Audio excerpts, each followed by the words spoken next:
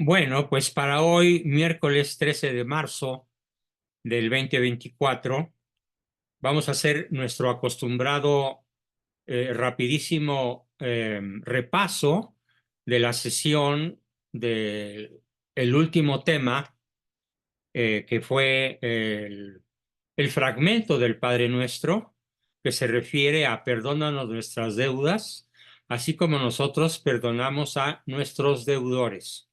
Insisto en que el Padre Nuestro, como fue escrito, inventado y rezado por nuestro Señor Jesucristo por primera vez en la historia, insisto en que Él no dijo otra palabra que no sea deudas y deudores. Él no dijo ofensas y ofensores. Él dijo deudas. Por lo tanto, la manera correcta de rezar el Padre Nuestro es la que Cristo mismo nos enseñó. Perdona nuestras deudas como nosotros perdonamos a nuestros deudores. Bien, esta petición, empezamos el breve repaso, que como siempre, esta petición se asocia al don de consejo, pues tenemos que pedir consejo para salir de la situación de pecado.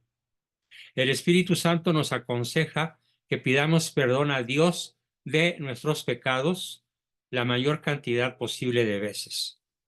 Aquí, en esta exclamación, se nos enseña a vivir en la humildad, reconociéndonos como pecadores. Pero también, al mismo tiempo que reconocemos que somos pecadores, vivimos en la esperanza.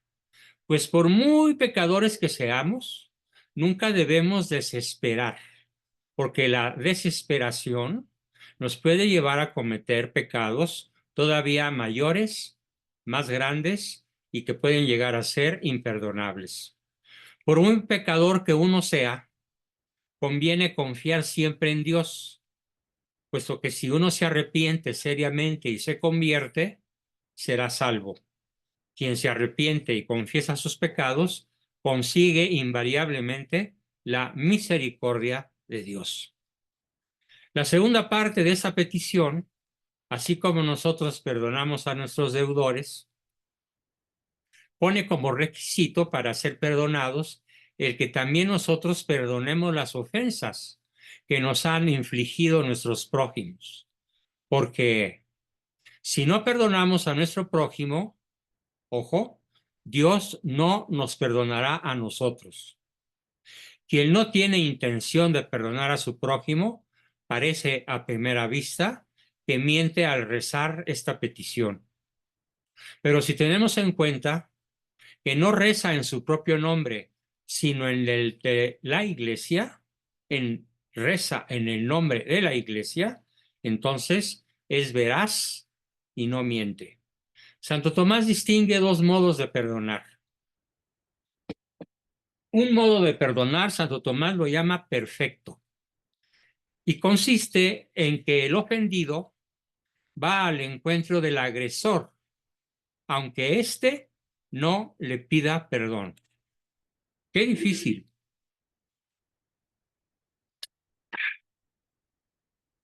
En el modo perfecto de perdonar, yo, que soy el ofendido, voy en busca de mi ofensor para perdonarlo abiertamente, vigorosamente, elocuentemente, incondicionalmente respecto de cuál sea la forma en la cual me conteste el ofensor, que podría incluso ser burlón o aprovecharse de mi nobleza para volver a ofenderme. Por eso Santo Tomás llama a esta forma perfecta, la forma perfecta de perdonar, la que consiste, pues, repito, en que el ofendido va al encuentro del ofensor. Y el otro, que es más común y relativamente sencillo, y al que todo mundo estamos obligados, que consiste en perdonar generosamente, rápidamente, a quienes nos piden perdón. Esta petición está relacionada con la bienaventuranza, la cual proclama dichosos a los misericordiosos. Solo una persona misericordiosa es capaz de perdonar. Pues la misericordia nos lleva a compadecernos de nuestro prójimo. Bien, ese fue el repaso de la última sesión de la semana pasada, que fue el miércoles de hace 8 días. Después, el día 11 de marzo, que fue mi cumpleaños, pues me di el lujo de contar la historia de mis abuelos, de mis padres, que fue muy gratamente recibida por todos ustedes. Si alguno no pudo asistir, esta sesión ya está subida a los grupos por si alguien la quiere ver o incluso repasar. El tema para hoy es la siguiente petición del Padre Nuestro, fundamental. No nos dejes caer en la tentación. Si ustedes observan cuidadosamente el flyer, el pequeño recuadro de publicidad que se mandó para invitarlos a esta sesión, van a observar cómo del lado izquierdo aparece Satanás y del lado derecho aparece nuestro Señor Jesucristo. En el lado izquierdo, la figura de Satanás aparece en un color rojizo, con la musculatura sumamente marcada, el ademán fiero, el ademán lleno de odio y aparentemente muchísimo más fuerte físicamente que la figura de Cristo, que aparece como una persona joven, delgada, sin mucha fuerza física. Y parece que en esas vencidas, con los brazos y los antebrazos, el demonio tiene todas las de ganar. Pero teológicamente sabemos que no es así. El demonio no tiene ninguna posibilidad de ganarle a Cristo, excepto cuando el hombre le da permiso al demonio para ganar. Y entonces ahí sí tenemos una disparidad brutal de fuerzas. Cuando el hombre no está en gracia, cuando el ser humano está alejado por algún motivo poderoso del estado de gracia, el que invariablemente va a vencer es el demonio. Por eso la imagen pretende de manera muy gráfica hacernos ver que si no estamos en amistad con Dios, si no estamos en un verdadero, profundo y purísimo estado de gracia, podemos darnos por vencidos.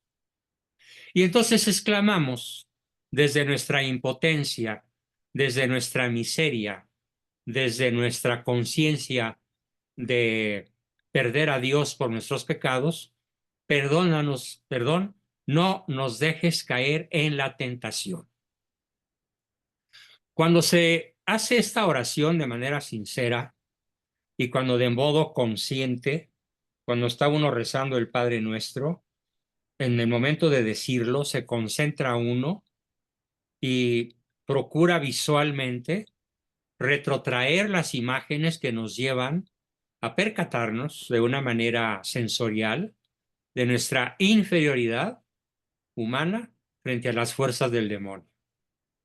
Sin Cristo, sin la gracia de Cristo, somos completamente vulnerables, absolutamente vencibles, absolutamente derrotables por el inmenso poder del demonio, que adquiere esa invencibilidad justamente por nuestro estado de indefensión al carecer de la gracia.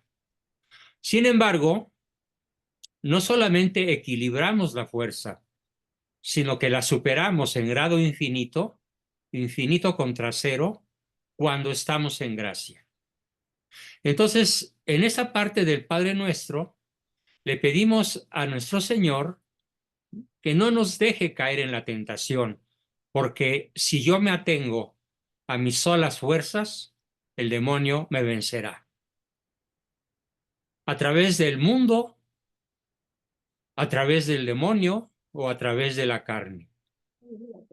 El mundo nos atraerá con su pompa y circunstancia, con su oferta de poder, con su oferta de riqueza, de fama, de prestigio, de superficialidad, de darle la espalda a Dios, como de hecho lo han realizado la inmensa mayoría de las naciones de la tierra, que le han dado la espalda a Cristo, no tanto al cristianismo, sino a Cristo mismo en persona. Y entonces esas naciones, que son la inmensa mayoría de las que existen, casi 200, las que con excepción, por ejemplo, de la pequeña republiquita del Salvador o de la pequeña nación europea Hungría, todas las demás, unas más, otras menos, caen en la tentación del mundo y caen en la tentación del demonio, que es el pecado de la soberbia, del quién como yo, que exclama Lucifer al pecar y romper con su creador, ¿quién como yo? Mientras que San Miguel exclama, ¿quién como Dios? Y la carne, mundo, demonio y carne, los tres enemigos del alma. La carne, pues son todos los pecados relacionados con la sensualidad, con lo sensorial, gusto, oído, tacto, olfato, senestesia, contacto y desde luego la sexualidad. La sensualidad con N y la sexualidad con X. Son dos entidades distintas y las dos forman parte de la tentación de la carne. Con esta petición, no nos dejes caer en tentación, le pedimos a Dios que podamos evitar el pecado, que no nos sobrevenga una tentación tan poderosa que nos haga pecar. Si echamos una honesta ojeada a nuestra vida espiritual,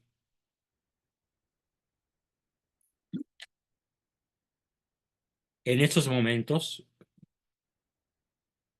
todos incluyéndome, nos podemos hacer conscientes de la gran frecuencia, de la poderosa intensidad, del ataque frontal, a veces frontal, o del ataque, digamos, astuto, que aparentemente es leve, del demonio para hacernos pecar.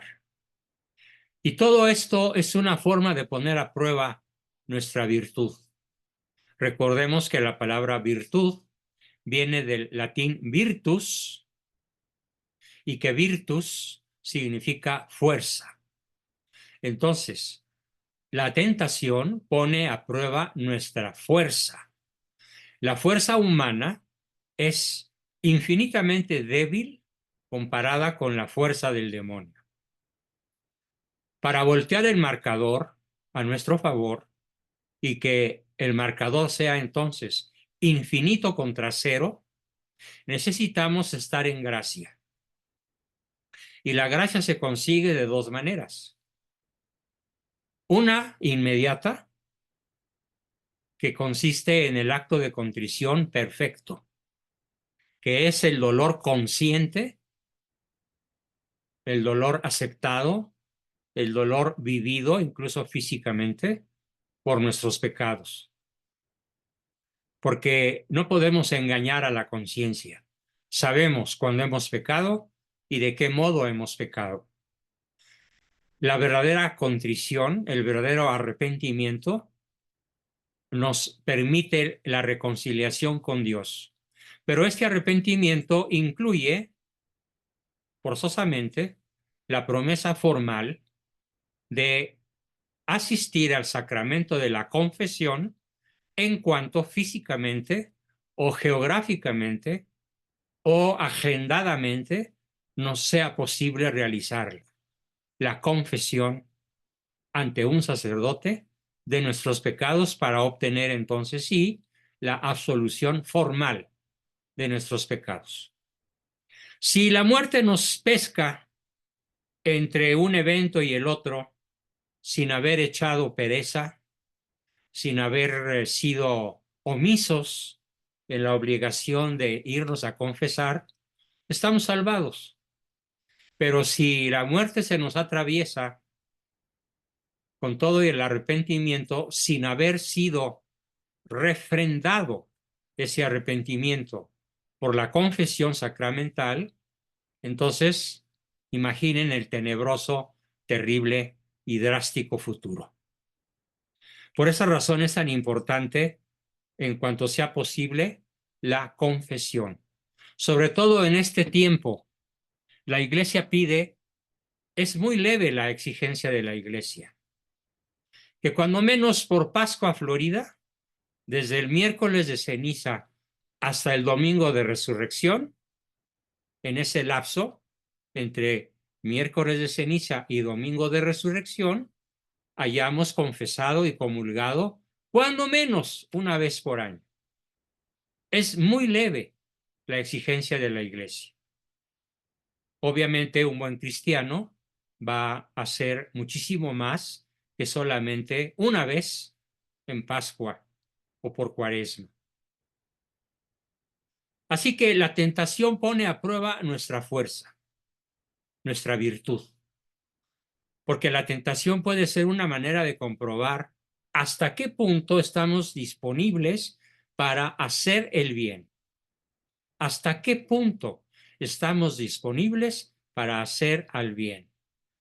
A veces Dios nos tienta, a veces Dios nos invita, nos seduce, nos alerta, nos toca el corazón, nos conmueve la inteligencia para inclinarnos a actuar el bien.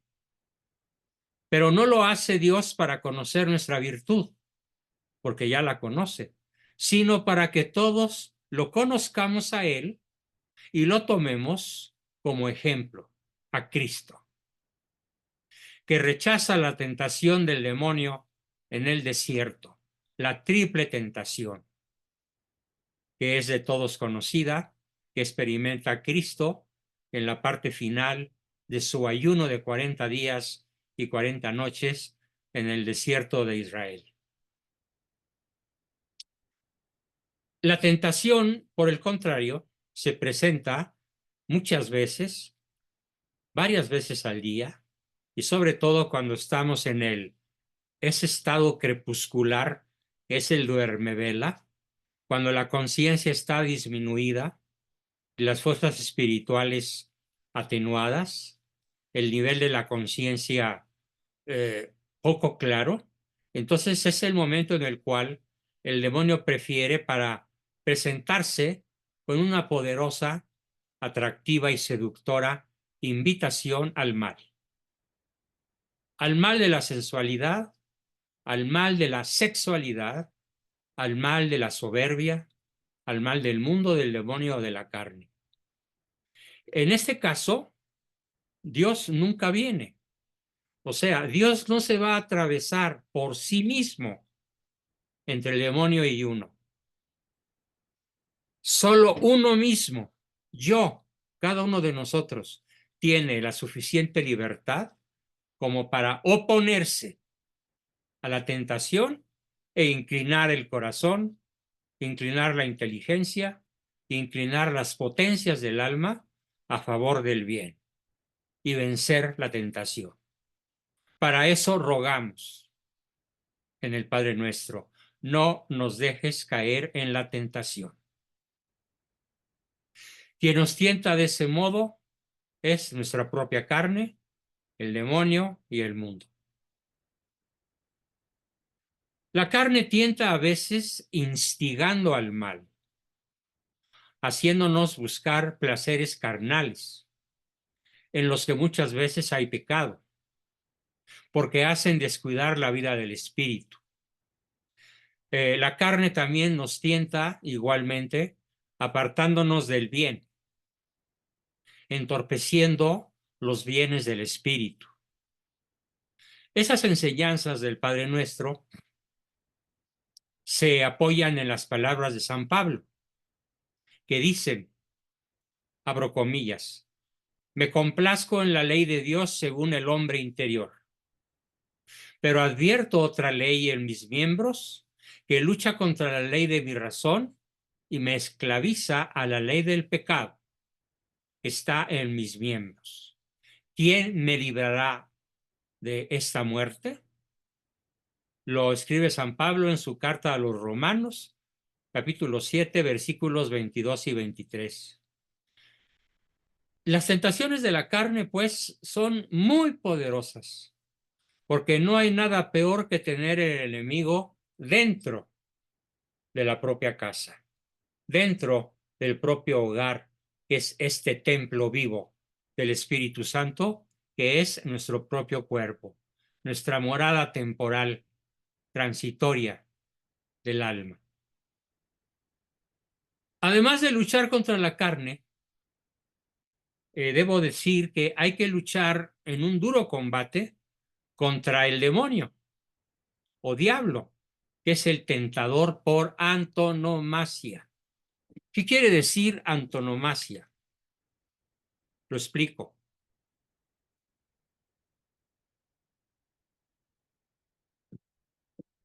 Vamos a decir que Einstein es el genio científico por antonomasia.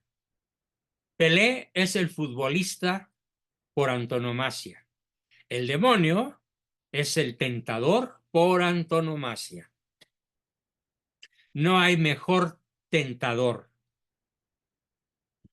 que la carne, porque la carne es flaca, la carne es débil, como lo dice este formidable párrafo que acabo de leer de San Pablo y que me complazco en repetir. Dice, piénsenlo muy bien, despacito lo voy a decir. Me complazco en la ley de Dios, según mi hombre interior, pero advierto otra ley en mis miembros que lucha contra la ley de mi razón y me esclaviza a la ley del pecado que está en mis miembros, es decir, en mi carne. ¿Quién me librará de esta esclavitud? Cristo, únicamente Él.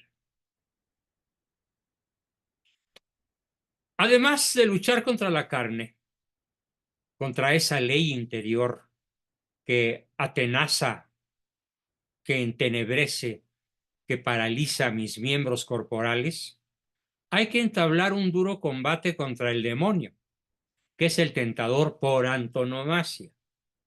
En sus tentaciones procede con mucha astucia, estudiando primero los puntos flacos de una persona para tentarle por ahí. Yo personalmente puedo platicarles que una tentación muy poderosa que a veces siento en mi psique, en mi mente, es la tentación del odio a quienes destruyen a mi patria, conscientemente, impunemente, eficiente y eficazmente, y que encabeza Manuel Andrés López Obrador. La tentación del odio es muy poderosa y a veces tengo que dormirme rezando el rosario para poder superar la tentación de ese odio bestial que experimento contra este monstruo que desgobierna este país. Cada uno tiene su tentación, cada quien tiene su lado flaco, cada quien se conoce a sí mismo y si todavía no lo hace, se puede conocer a sí mismo con un ejercicio de poderosa introspección. ¿Cuál es nuestro pecado favorito? En general, como lo vemos en aquella formidable película del abogado del diablo, el pecado favorito al cual induce Satanás es el pecado de la soberbia, que comienza con el pecado de la vanidad. Y así lo dice él, soberbia y vanidad, mis pecados favoritos. Y así termina la película, cuando él tienta al abogado del diablo que acaba de vencer al demonio de una serie de tentaciones que lo llevaron a estar muy cerca de cometer perjurio, asesinato, crimen, y que por fortuna tiene la buena decisión de apartar la tentación y seguir la voz de la conciencia. Sin embargo, el demonio ataca de nuevo y parece ser que en ese nuevo ataque el abogado del diablo no tuvo mucho éxito en rechazarlo. Estos puntos débiles, pues, son con frecuencia, a ver, voy a decirlas despacito, el más frecuente probablemente en nosotros es el pecado de la ira, de la furia, que se disfraza de indignación, puede disfrazar de espíritu de justicia, se puede disfrazar de justo escándalo que rechaza el mal que otro hace. Mucho cuidado, porque la línea débil, línea que separa a la ira respecto de la justa indignación, es una línea muy tenue, muy delgada y a veces muy difícil de distinguir.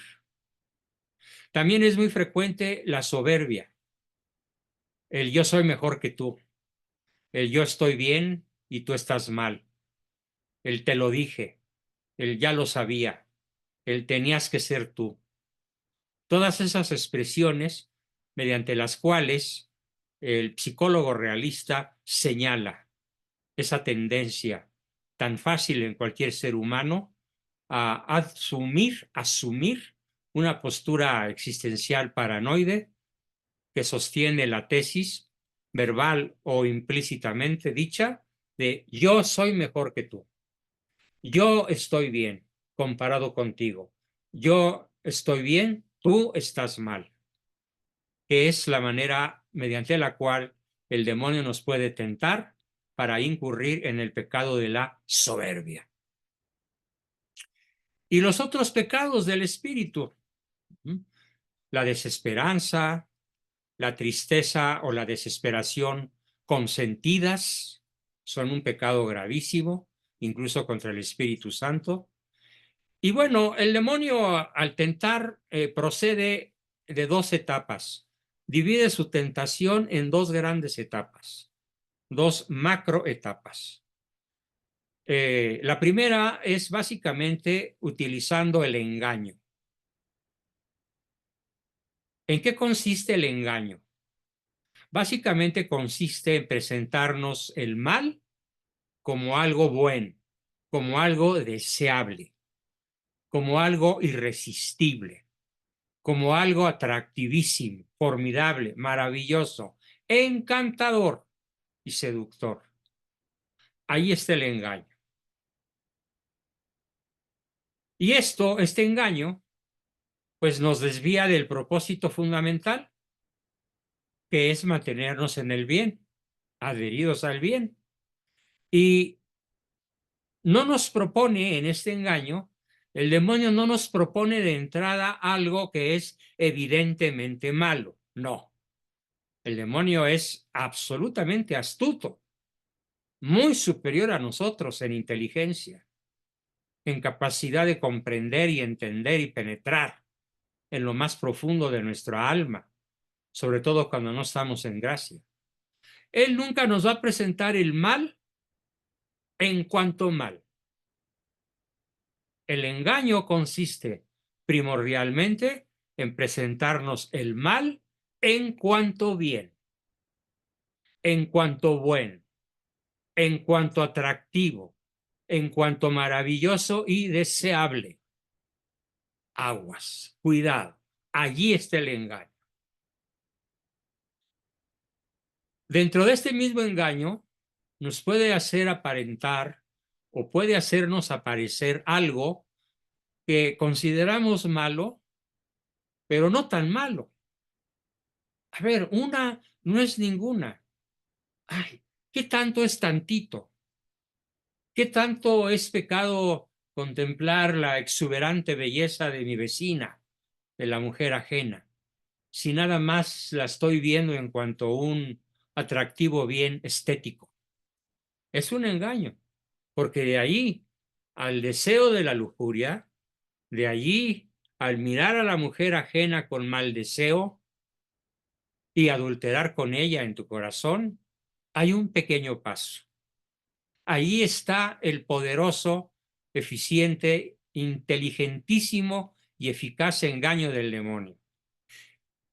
Ya no estamos en el mal presentado en cuanto bien, sino en el mal presentado en cuanto no tan malo, en cuanto no tan grave, en cuanto, ay, ¿qué tanto es tantito? Es poquito y me regodeo. En esa proposición de algo aparentemente bueno, de algo aparentemente no tan malo, una vez que el demonio alcanza este objetivo, es muy fácil arrastrarnos al pecado formal, en donde con premeditación, alevosía y ventaja,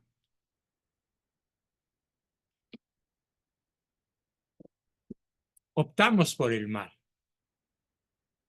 Pero no optamos por el mal porque nos parezca mal. Optamos por el mal en lo que tiene de atractivo, en lo que tiene de seductor, y en cierta forma en lo que tiene de esa tétrica luz infernal que involucra el nombre de Lucifer, la luz del infierno.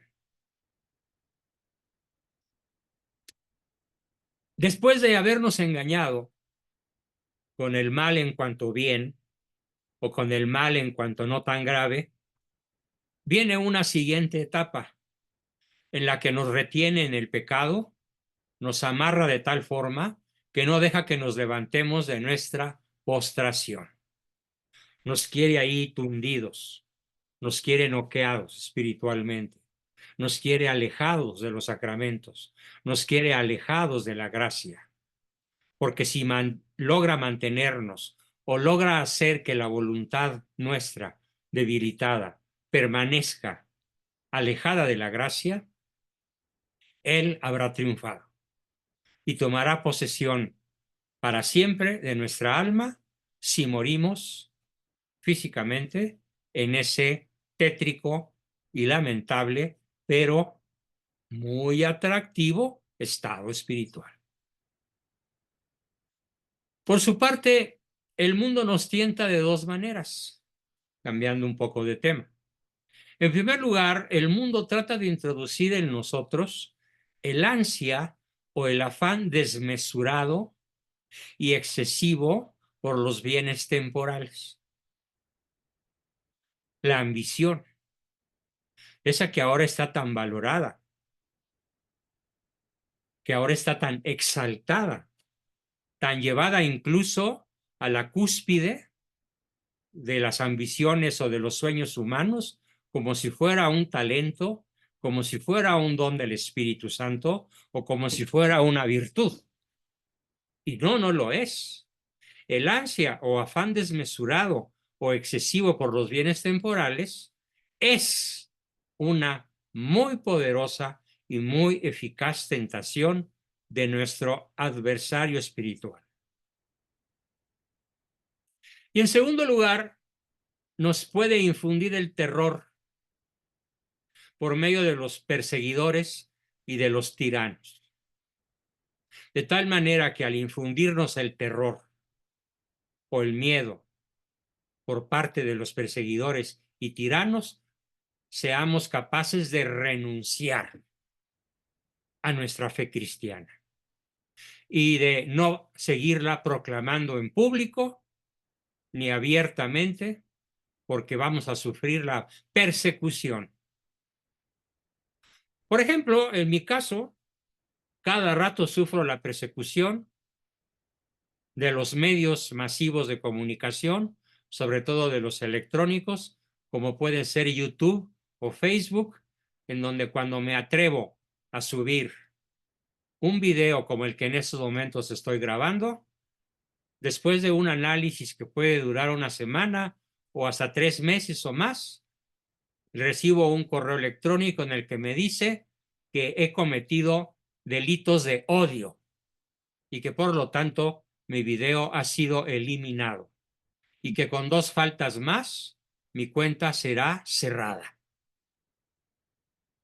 Esa persecución a muchas personas les causa pánico, les causa terror, y entonces procuran utilizar un lenguaje melifluo, un lenguaje que no incomode al poderoso, un lenguaje híbrido que sea bien aceptado por los dirigentes de las redes sociales para no exponerse a perder presencia, dinero, likes o las ventajas de ser un youtuber famoso y que tiene cientos de miles de seguidores.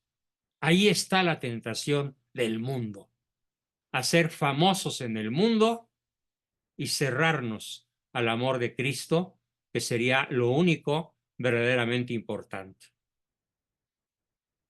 Ser tentados es humano, pero caer en la tentación es diabólico. Repito, ser humanos, ser tentados es humano, es nuestra condición, pero caer en la tentación de modo consciente es diabólico. El texto evangélico dice: no nos metas en la tentación. ¿Es que Dios puede meternos en la tentación?, pregunta Santo Tomás.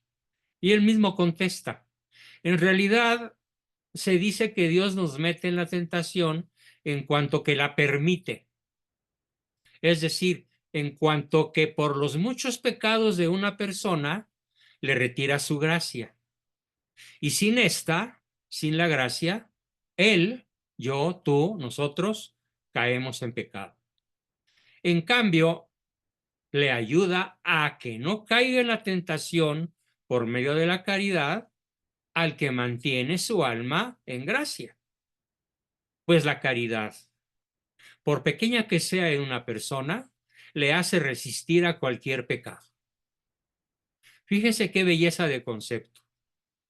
Por medio de la caridad, por pequeña que sea en cualquiera de nosotros, nos permite resistir para evitar caer en pecado.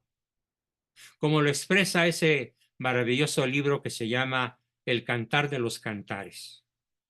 Las aguas torrenciales no podrán apagar el fuego del amor, aunque sea pequeño. Dios nos mantiene también firmes ante la tentación por medio de la iluminación del entendimiento. Con esta iluminación nos instruye sobre lo que debemos hacer.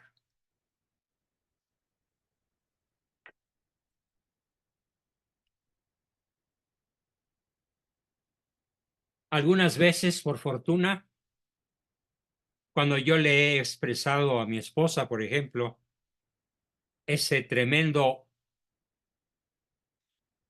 llamémosle con su nombre, odio que experimento por el bulto de palacio, me dice: pero es inútil, mi amor, porque él ni se da cuenta de cuánto lo odias, de cuánto mal le deseas, de cómo le pides a Dios que ya se lo lleve.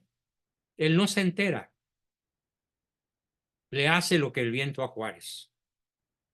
Entonces me ilumina el entendimiento y me hace entender, y yo acabo diciendo: tienes razón, cuando me hace ver racionalmente la absoluta inutilidad de mi desprecio, de mi repugnancia, de mi repulsión por semejante tirano, personaje que no merece el pueblo de México.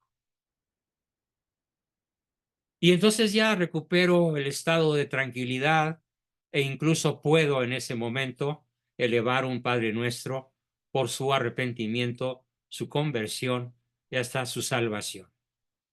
A veces Dios se vale del prójimo para iluminar nuestro entendimiento. Propongo entonces el diálogo con el hijo, el hermano, el papá, el tío, el sacerdote, el buen amigo, el buen consejero, cuando sentimos que alguno de los pecados capitales, la ira, El odio, la soberbia, la venganza, la desesperación, el miedo nos invaden. Esta petición de no nos dejes caer en tentación se relaciona entonces, en síntesis, con el don del entendimiento y con la bienaventuranza que proclama dichosos a los limpios de corazón. Porque cuando no consentimos a la tentación del odio, del resentimiento, de la repulsión, conservamos el corazón limpio, que queda sucio, ensuciado y del lado oscuro de la fuerza cuando consentimos la poderosa tentación de la cual cada uno de nosotros en su interior sabe que es más vulnerable de aceptar. Bien, con esto terminamos nuestra exposición del día de hoy y nos queda solamente para la próxima sesión del lunes de la semana próxima esa formidable parte del Padre Nuestro con el cual termina: mas líbranos del mal. Amén.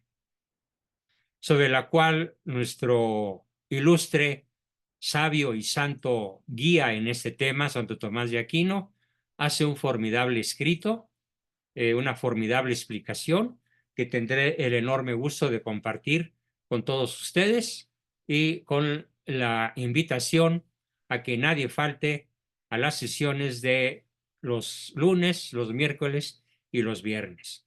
Bien, con esto termino y vamos a la parte de preguntas, aportaciones. Ya veo manitas levantadas.